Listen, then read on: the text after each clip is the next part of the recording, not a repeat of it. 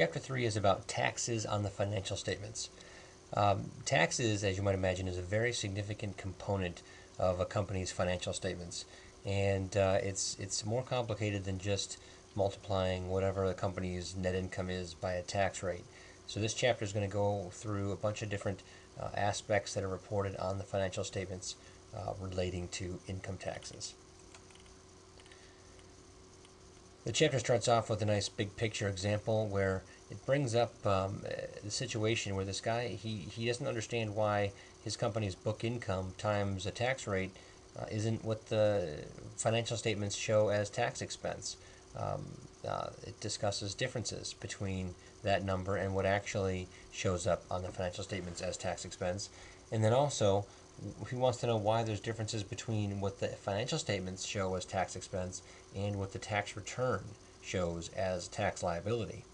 And the chapter is going to address a lot of these issues and kind of revisit this context toward the end. But essentially, a big reason why there's differences between what the financial statements say income tax expense is and what's on a tax return is due to differences in book and tax reporting. The text goes into three primary reasons for differences between what goes into book income or net income on the financials versus what goes onto a tax return. We'll talk about differences in reporting entities, and then different types of taxes, and then different accounting methods. Those are the three primary reasons. This last one's really very significant. When we're talking about different reporting entities, we're basically saying income taxes on the financial statements includes tons of different potential entities, not just the U.S. corporation that you're talking about.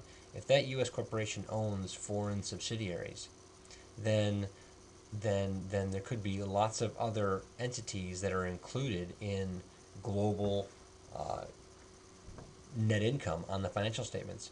However, for a tax return filing purposes, all of those other non-U.S. entities are not included in the taxable income of the U.S. corporation. So you have a big difference right there if you have large corporations.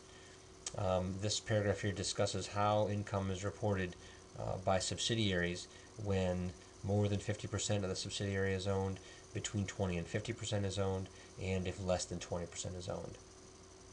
And then the cost, then the what gets recorded on the tax return, I think, is it down here?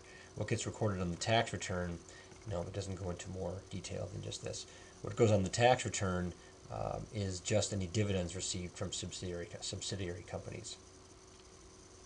The companies do consolidate for tax purposes only if 80% or more of the subsidiary is owned by a parent company. So there's differences.